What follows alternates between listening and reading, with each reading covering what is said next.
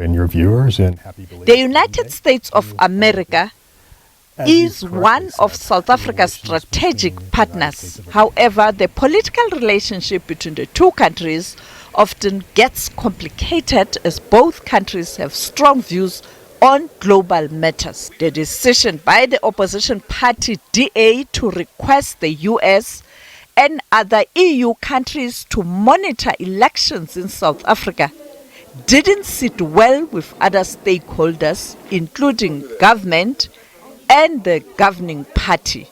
The Electoral Commission of South Africa has clarified its position after meeting with the US ambassador to South Africa. The meeting had nothing to do with them influencing the election. In the ordinary course of the work of the commission meets with a varied number of stakeholders, including members of the diplomatic corps. In fact, the commission met with the EU group of ambassadors just to give them a status update on our readiness. We've met with the US. We will also be meeting with the dean of the African ambassadors. It's part of the normal process of managing our stakeholders and really selling the South African electoral experience to the world.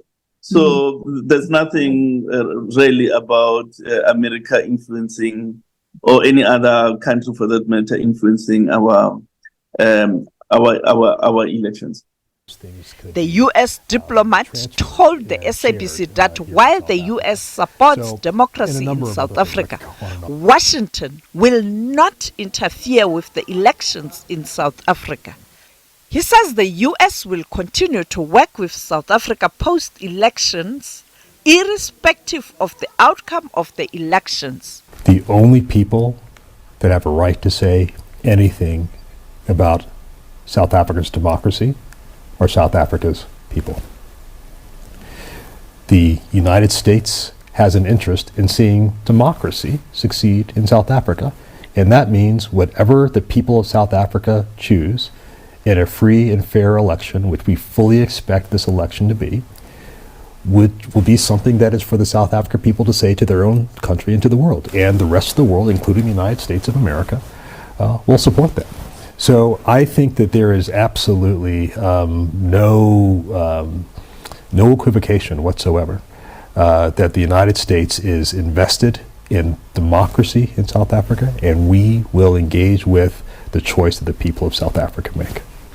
The IEC will in the coming days meet with other representatives of countries and the heads of the observation missions of the elections in South Africa. The IEC is one of those institutions where members of the international community are constantly seeking to also learn from the manner in which it has run successful elections over the last 30 years. So it has become quite normal that the international community engages with the IEC, tries to understand its processes, its preparedness to run South Africa's elections, but also the type of support that it can provide to the broader African continent, in the global south, and in fact even countries in the global north who have had disputed elections, I think are also interested in understanding how the IEC has essentially maintained its integrity over the past 30 years. And so we shouldn't really see this as an anomaly. This has been happening over the last 30 years. In fact, the international community will also be participating in some way in going, to observe some of our voting stations.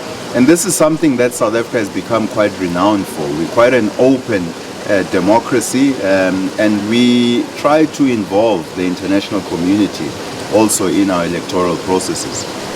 For political parties that have raised concern around the meeting of the IEC and the US ambassador, in your view, are those concerns justified? But also, what does it say about their understanding of elections?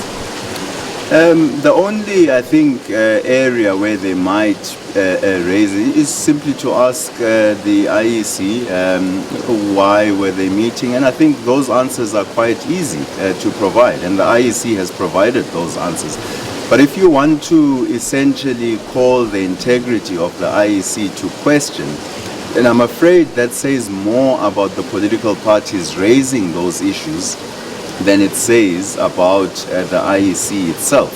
It says more about political parties trying to score perhaps very quick gains among some of their voters and trying to, cast doubt on the process.